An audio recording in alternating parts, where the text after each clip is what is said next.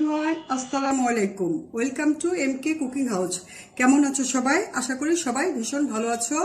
আমিও ভালো আছি। দেখতে দেখতে চলে আসলো কোরবানি ঈদ। চলছে সবার ঘরে ঘরে কোরবানির প্রস্তুতি।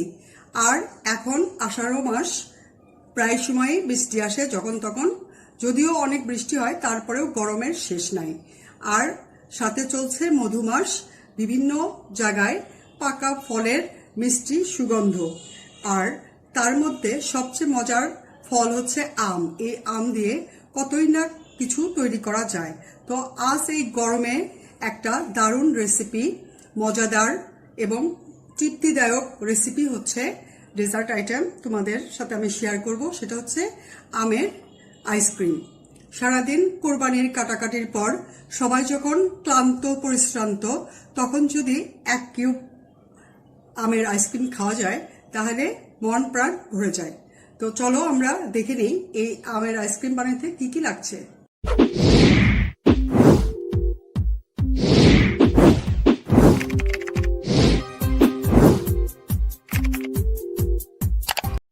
ম্যাঙ্গো আইসক্রিম তৈরি করার জন্য প্রথমে এখানে আমি একটা ব্লেন্ডারের জগ নিয়েছি।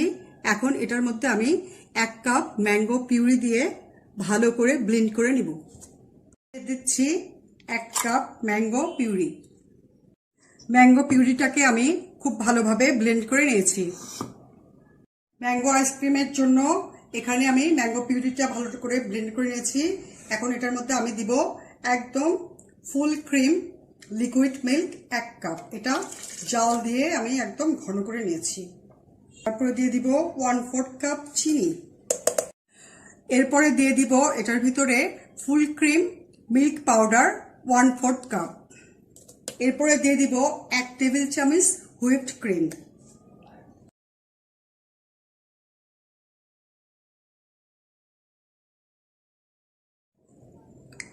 এই কনডেন্স মিল্কের একটা রেসিপি অলরেডি আমার চ্যানেলে দেওয়া আছে। ডেসক্রিপশন বক্স অথবা আই বাটনে ক্লিক করলে তোমরা পেয়ে যাবে। এখন আমি সবগুলো উপকরণ খুব ভালো করে ব্লেন্ড করে নিব। আইসক্রিমের মিশ্রণটা আমি খুবই ভালো করে ব্লেন্ড করে নিয়েছি। এটা একদম 4.5 থেকে 5 মিনিটের মতো আমি ব্লেন্ড করেছি, কারণ আইসক্রিমটা ফ্লাফি হওয়ার জন্য 2 বার করে ব্লেন্ড করতে হয়। কিন্তু এটা আমি যেহেতু প্রত্যেকটা জিনিস ক্রিমি ধরনের জিনিস দিয়েছি, হুইট ক্রিম দিয়েছি, কনডেন্স মিল্ক দিয়েছি, লিকুইড মিল্ক এবং পাউডার মিল্ক, প্রত্যেকটার মধ্যেই ক্রিমি ভাব আছে। সেজন্য আমি আর এটা ডাবল বিট করব না, একবারে আমি 4-5 মিনিটের মতো বিট করে নিয়েছি। এখন আমি এটা একটা বাটির মধ্যে সেট করে নিব।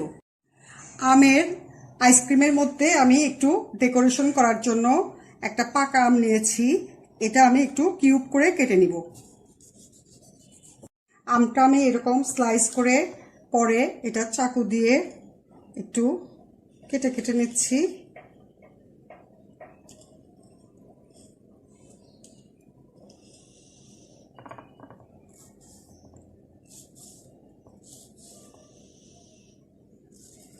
এখন আমি এটা একটা চামচ দিয়ে এইভাবে উঠিয়ে নিব।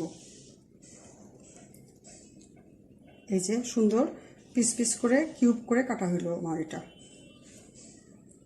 এখন আমি এই বাটির ভিতরে আইসক্রিমটা সেট করব। সেজন্য এটার ভিতরে আমি একটু এই কিউব করা আমগুলো ছড়িয়ে নিচ্ছি। প্রথমে আমের কিউবগুলো আমি বিছিয়ে নিয়েছি। এখন আমি এই আমের যে মিশ্রণটা আইসক্রিমে, সেটা এখন এটার উপরে আস্তে আস্তে আমি ঢেলে দিচ্ছি।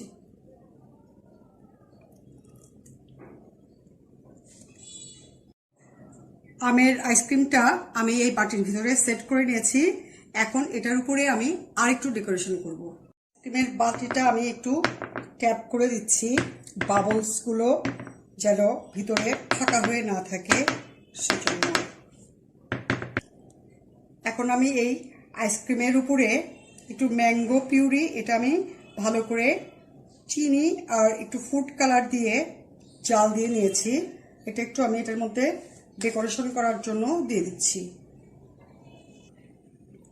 এখানে আমি জাস্ট এমনি দিয়ে পরে এটা একটা সাসলিক কাঠি দিয়ে ঘুরিয়ে ঘুরিয়ে একটু ডিজাইন করে দিব। এটা আমি একটা কাঠি দিয়ে জাস্ট একটু নেড়ে চেড়ে এটা ছড়িয়ে দিব। এই পিউরিটা জাস্ট কাঠিতে একটু নাড়াচাড়া করে দিলে একটু সুন্দর একটা ডিজাইন হচ্ছে। এই যে আমার ম্যাঙ্গো আইসক্রিমের সব ডেকোরেশন কমপ্লিট। এখন এটা আমি ডিপ ফ্রিজে রেখে দিব প্রায় 12 ঘন্টা, মানে ওভারনাইট। তারপর ফিরে আসছি এটা পুরোপুরি জমার পরে। বন্ধুরা, এই যে আমি ওভারনাইট পর ফিরে আসলাম। 12-13 ঘন্টার মতো সময় লেগেছে আমার এই আইসক্রিমটা জমতে। দেখো দেখতে কি সুন্দর দেখাচ্ছে। এখন এটা আমি তোমাদেরকে কেটে দেখাবো এটার ভিতরে কেমন হয়েছে। এটা আমি এখন কেটে নিব।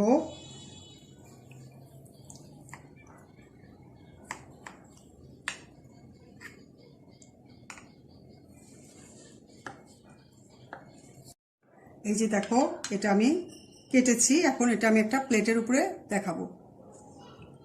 এই যে আমি কেটে নিয়েছি। এখন এটার উপরে আমি একটু বাদাম কুচি দিয়ে দিচ্ছি। দেখো দেখতে কত সুন্দর দেখাচ্ছে। এটা তোমরা অবশ্যই বাসায় ট্রাই করো। এটা অসম্ভব খেতে মজার আর খুবই তৃপ্তিদায়ক। এই গরমে ঠান্ডা ঠান্ডা ম্যাঙ্গো আইসক্রিম সবারই মন প্রাণ জুড়িয়ে দেয়। তো এটা তোমরা অবশ্যই বাসায় ট্রাই করো। আর ভালো লাগলে প্লিজ আমাকে লাইক দিও, বন্ধুদের সাথে বেশি বেশি শেয়ার করো, কমেন্ট করো।